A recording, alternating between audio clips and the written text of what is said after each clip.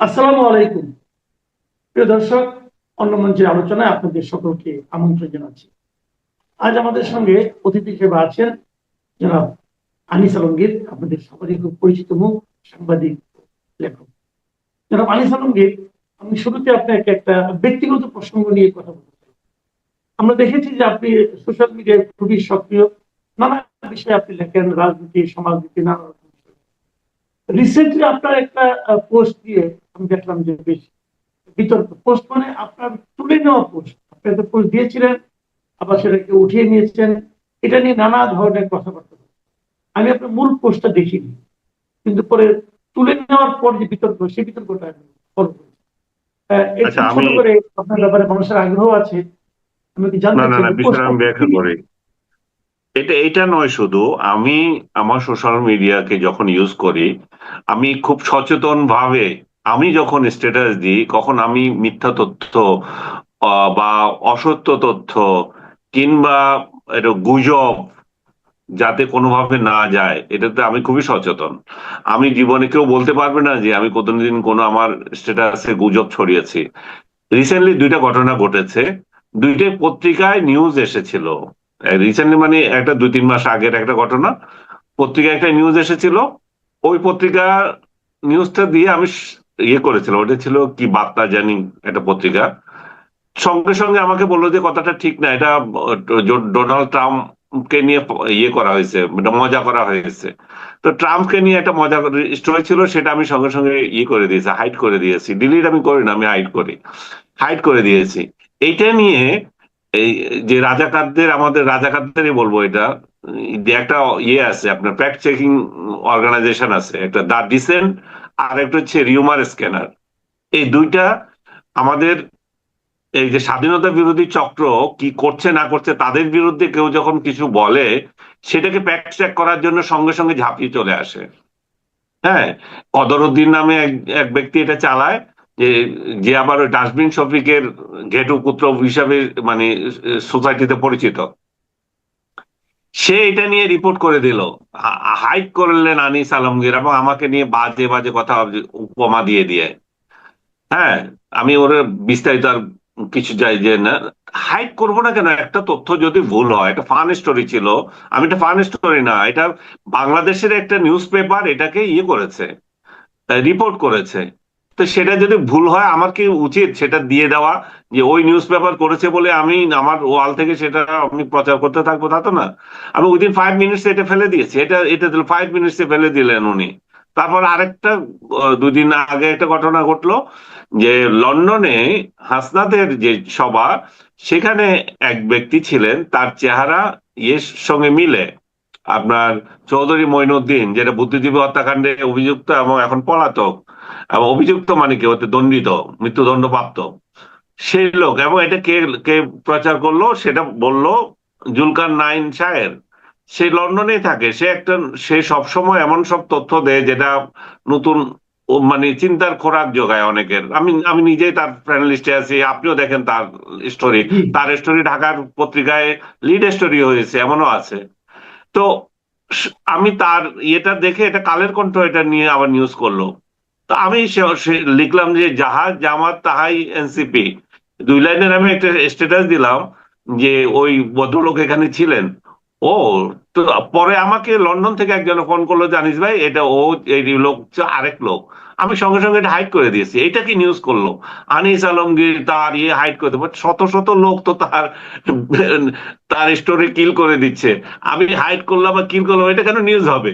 আর তোমাদের তাহলে উদ্দেশ্য কি? এই 17 দিনদের উদ্দেশ্য কি? এরা কি সোশ্যাল মিডিয়ায় অপতথ্য ছড়ানো, না অপতথ্য ছড়াচ্ছে সেটা বন্ধ করলে সেটা সে তার বিরুদ্ধে লেখা? আমি যে অপতথ্য ছড়ানো বন্ধ করছি, যে এটা একটা ভুল নিউজ, এটা কেন যাবে? এটা কালের কণ্ঠ করেছে। এখন কথা হচ্ছে, আমার সোর্স যদি ভুল তথ্য দেয়, আমি সোর্স দিয়েছে তাই আমি রেখে দেবো, তো এটা তো হতে পারে না। সোর্স ভুল হইতে পারে, সোর্স ভুল করছে, আমিও কেন ভুল করব? আমি তো করবো না। আমি নিজে কোনোদিন ভুল করছি কিনা, কোনোদিন আমি অপতথ্য ছড়াইছি কিনা সেটা দেখাও।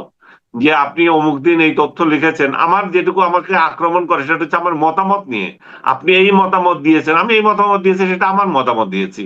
আমার মতামত ফলে নাই সেটা দেখা, মতামত আমি দেবই। আমার তথ্য অসত্য ছিল সেটা দেখাও। এটাই তো ফ্যাক্ট চেকিং অর্গানাইজেশন গুলোর দায়িত্ব। কি এটা হচ্ছে এগুলা করা, কিন্তু এগুলা বিশেষ গোষ্ঠীর পালিত কুত্তা হিসাবে এগুলো ফ্যাক্ট চেকিং প্রতিষ্ঠান করছে এবং এগুলা করছে। এটা কিন্তু আরেক ধরনের সন্ত্রাস, মানে মিডিয়া জগতে তুমি একটা জাজমেন্ট দিতে আসছো, তুমি নিজেই আরেক মানে বায়াস। এগুলো তো আমি তো মনে করি যে এগুলো আরো আরো ছড়ানো দরকার। যেমন বাংলা, ইন্ডিয়াতে অল্টার নিউজ যেটা আছে, খুবই জনপ্রিয় একটা প্রতিষ্ঠান, সেটাকেও বিজেপিরা খুব অ্যাটাক করে তার লোকদেরকে। তো এই এই ধরনের সংগঠনগুলো আমাদের আরো বাড়ানো উচিত, ফ্যাক্ট চেকিং প্রতিষ্ঠানগুলো। কারণ বাংলাদেশের মিডিয়া জগতে, সোশ্যাল মিডিয়া এত ভুয়া নিউজে ভর্তি। সবচেয়ে বড় মজার কথা হচ্ছে, আমার বিরুদ্ধে শত শত কার্ড ভুয়া উদ্ধৃতি দিয়ে দিয়ে ছাপা হয়, মানে ছড়িয়ে দেয় এই রাজাকার গোষ্ঠী।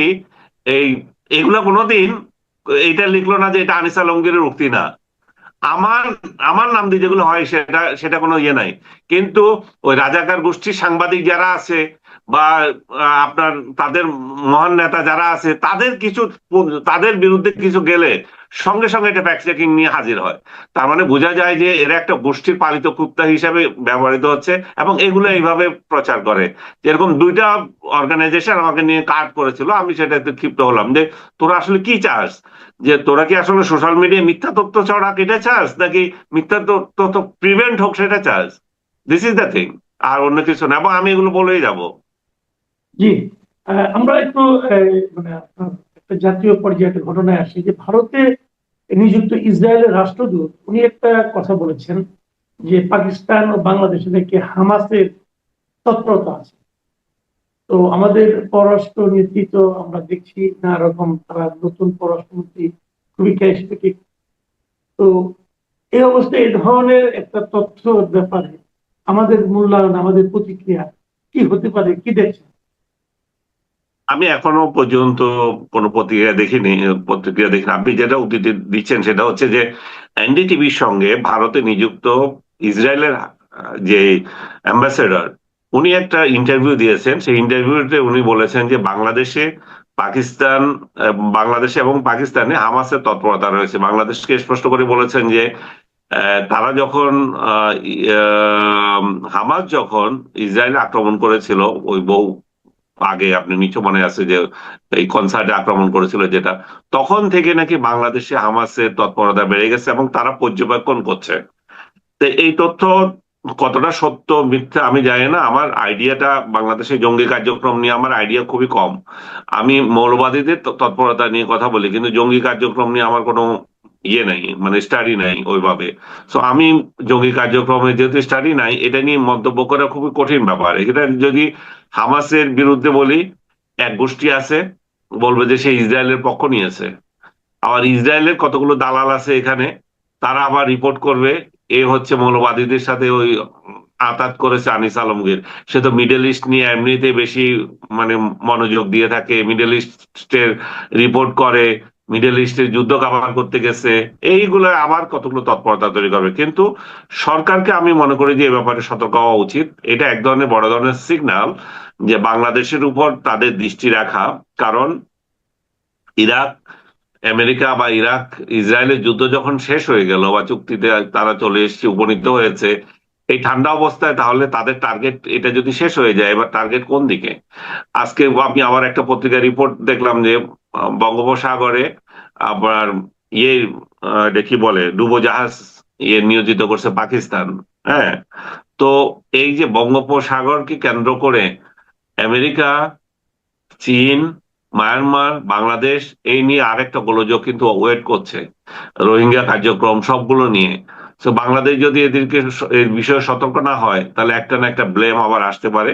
যেহেতু ইসরায়েলের সাথে আমাদের কোনো সম্পর্ক নাই, তাহলে এটা কিভাবে তাদেরকে এটা কানেক্ট করবে, বা তাদের তাদের কনসার্ন যদি থেকেও থাকে সেটাকেও মূল্যায়ন করা, যে তারা বলছে যে সত্য কি মিথ্যা সেটাও দেখা। তাহলে মনে হয় যে আমরা সেফ থাকতে পারি, আমরা বিতর্কে জড়াতে পারলাম না। এবং হামাস বা অন্যান্য গোষ্ঠীর যে তৎপরতা বাংলাদেশে থাকবে কেন? এখানে হামাসের কি কার্যক্রম হওয়ার মতো কি আছে এখানে? জি, আহ, আমাদের গত এক বছরে আমাদের দেশ, আমরা জানি আমাদের ধনাঢ্য ব্যক্তিরা সুইস ব্যাংকে টাকা রাখেন বলে আমরা বিভিন্ন সময় শুনছি। হুম। এবং ওখান থেকে হিসাবও আমরা পাই। এবং সর্বশেষ একটা হিসাব পেলাম যে গত 1 বছরে সুইস ব্যাংকে বাংলাদেশিদের অর্থ বেড়েছে 41%। হ্যাঁ। প্রায় ডাবল, প্রায় 1.5 গুণ হয়ে গেছে আগে যা ছিল। হ্যাঁ। গত 1 বছরে বেড়েছে মানেটা কি? তার মানে এটা একটা অন্তর্বর্তীকালীন সরকারের আমলটার কথা বলা হচ্ছে। তাহলে এই সময়ে এত টাকা ওখানে কিভাবে দিল? আগে তো নয় আমরা আওয়ামী লীগারদের দোষ দিতাম। হ্যাঁ। এখন এই তথ্যটা আপনার কাছে কেমন মনে হচ্ছে?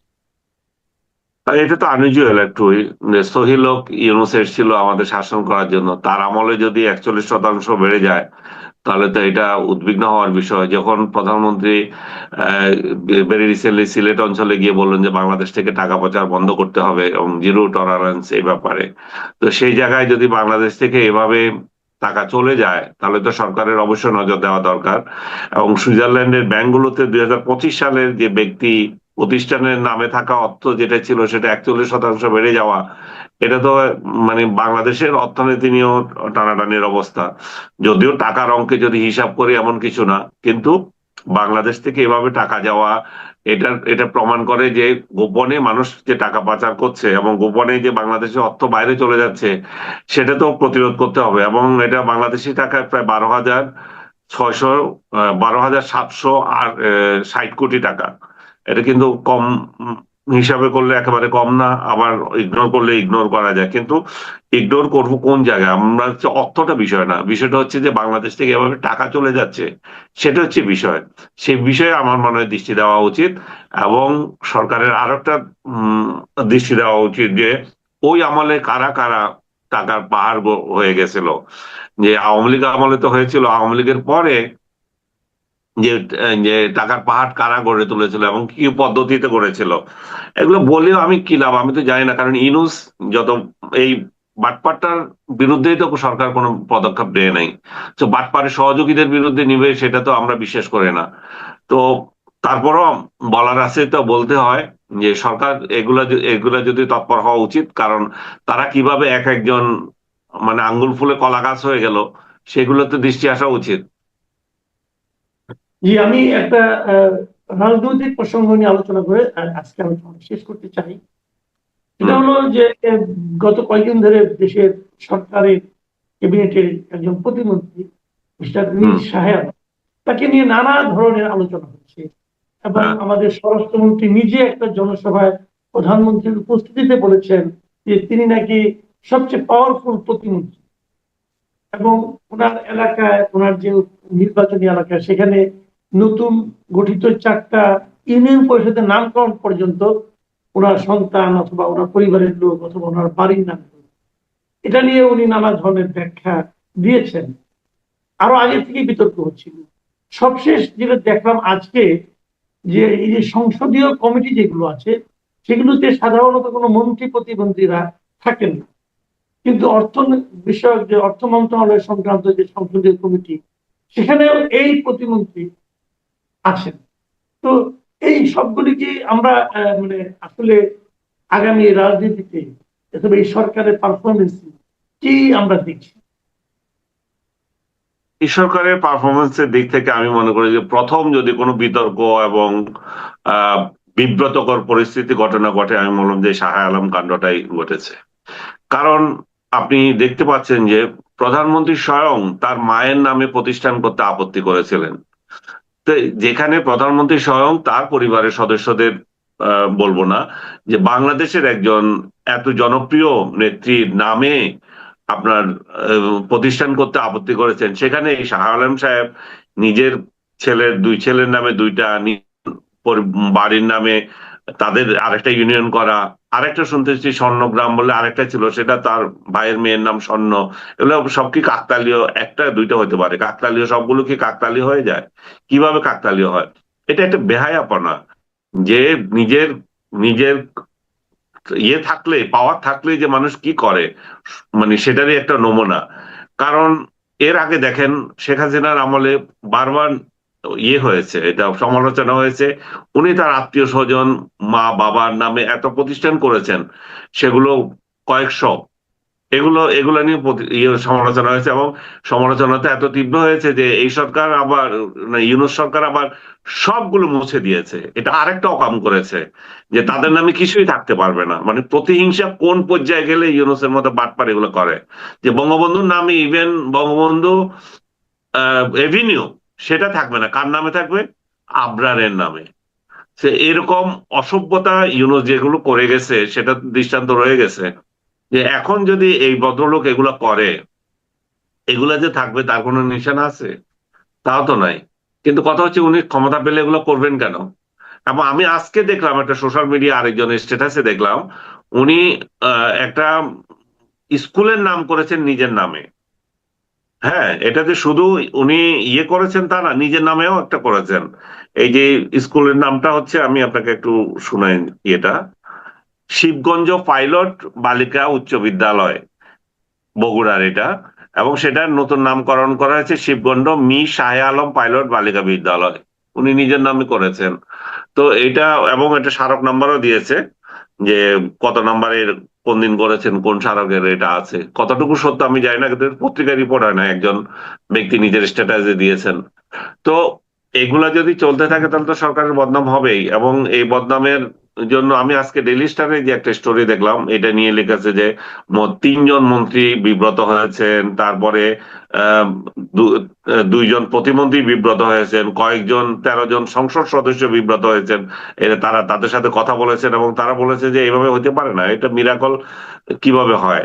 এবং তারা জানান যে আহ, ঘনিষ্ঠ সম্পর্ক রয়েছে এই প্রধানমন্ত্রীর সঙ্গে, সেটারই হয়তো ফায়দা লুটতেছে প্রধানমন্ত্রীর সঙ্গে। এবং তিনজন মন্ত্রী বলছেন যে এই বিতর্ক উপেক্ষা করা এখন সরকারের জন্য কঠিন হয়ে দাঁড়িয়েছে।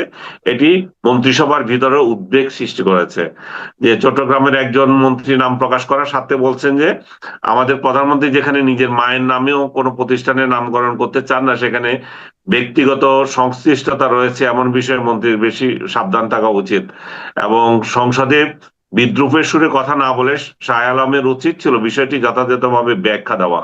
তো এই যে আমি যেটা আগে বলেছিলাম, যে উনি নিজেও তো চান না, এটা মন্ত্রীও বলতেছে, আমার উনার প্রধানমন্ত্রী নিজে যেটা চান না সেটা এখানে করতেছে। তো আমার মনে হয় যে সরকারে যারা থাকে তাদের সতর্ক থাকা উচিত, এমন সব কর্মকাণ্ড করা উচিত না যেটা দিয়ে সরকারকে ডুবানো যায়। এখন কয়েকদিন আগে আরেকটা ঘটনা ঘটলো দিল্লিতে যাওয়া নিয়ে। এই যাওয়ার দিল্লি অপমান করেছে, কিন্তু আমরা নিজেরা কেন সতর্ক হই নাই যে যাওয়ার ক্ষেত্রে? আমরা কেন লাল পাসপোর্ট নিয়ে যাই নাই? আমরা কেন সার্ক স্টিকার নিয়ে যাচ্ছি? আমরা কেন যে ধরনের একটা অনুষ্ঠান যেখানে মন্ত্রী মন্ত্রী যাওয়ার কথা না, উপদেষ্টা যাওয়ার কথা না, এটা অফিসিয়াল পর্যায়ের অনুষ্ঠান, সেখানে কেন আমাদের এত বড় ব্যক্তি চলে যাচ্ছেন? সবচেয়ে বড় কথা যে শেখ হাসিনার পররাষ্ট্র নীতিকে নত জানু বলে যারা মানে গলা ফাটিয়ে ফেলেছে। তো এই ঘটনায় কি হয়েছে? এই ঘটনা এখনো পর্যন্ত ভারত কি ব্যাখ্যা দিয়েছে যে কেন জাহিদুর রহমানকে তারা ভিতরে ঢুকতে দেয় না? আমি কোথাও পাইনি, আপনি পেয়েছেন? না না না, পাইনি। তার মানে কি দাঁড়ায়, আপনি কতটা নত জানু? আপনার আপনার একটা মন্ত্রী, প্রতিমন্ত্রী পর্যায়ের ব্যক্তিকে ভারত ঢুকতে দেয় নাই, সেটার কোনো ব্যাখ্যা ভারত দিচ্ছে না। তো আমার মনে হয় যে আমাদের ক্ষমতায় যারা যায় তাদের এই সমস্ত সতর্কতাগুলো, ছোট ছোট ভুল পদক্ষেপগুলোর কারণে সরকারের বদনাম হয়। শাহ আলম যেমন করেছেন, ডাক্তার আচ্ছা, জাহিদের এখানে ঘটনা যেরকম হচ্ছে। এখানে আমি আরেকটা প্রশ্ন আপনাকে করতে চাই। সেটা হলো, আপনি কি জানেন উনি তো একটা অনুষ্ঠানে যোগ দিতে যাচ্ছিলেন, সেখানে ওনার প্রতিনিধি দলে আরো দুইজন সদস্য ছিলেন। তারা হ্যাঁ। আগে বেরিয়ে গিয়েছিলেন, উনি পরে আর যান। উনি যে হুম। ব্যাক করলেন, যারা ভেতরে চলে যেত তারা কি অনুষ্ঠানটা শেষ করে এসেছেন, নাকি তারা অনুষ্ঠানে অংশ নেননি, এটা জানেন কিছু? আমি যতদূর জানি তারা অনুষ্ঠানে অংশ নিয়েছেন। তারা তো অফিসার পর্যায়ে, চুনুপুটি ধরেন আপনি, এটা তো অনুষ্ঠানটা ছিল এরকম। উনি ওনার এই প্রোফাইলের লোক তো ওখানে যায়ও না, উনি গেছেন, ওরা চলে গেছে। তো সরকার যদি ডিসিশন নিয়ে থাকে যে আমরা অনুষ্ঠানে বর্জন করব, তাহলে হয়তো ওনারা চলে আসতেন। সরকার তো সেই পর্যায়ে যায় নাই। আমার মনে হয় যে সরকার এটাকে অত গুরুত্ব দিতে চান না, যে এই এরকম একটা হোস্টাইল সিচুয়েশন এখন তৈরি হোক ভারতের সাথে, যেখানে ইউনুস এই বাংলাদেশ ভারত রিলেশনটাকে মানে একটা সর্বনিম্ন পর্যায়ে নিয়ে গিয়েছিল, জিহাদি জোশ তৈরি করেছিল, নানা অপতৎপরতা অপপ্রচার করে সম্পর্কটা তাকে তিক্ত করে দিয়ে গেছে। সে জায়গায় আমাদের সাথে প্রতিবেশীর সম্পর্ক উন্নয়ন হওয়া জরুরি। আমি মনে করি যে সরকার যেভাবে এগোচ্ছে সেটা ঠিক আছে, কিন্তু নতজানুর যে বিষয়টা যেটা বললাম, যে নতজানু জিনিসটা এখনো রয়ে গেছে, আমরা এখনো নতজানুই আছি, নতবা তারা ব্যাখ্যা দিত, এটা ব্যাখ্যা দিতে বাধ্য হতো। জি, অনেক ধন্যবাদ জনাব আনিস আলমগীর, আপনার প্রতি কৃতজ্ঞতা।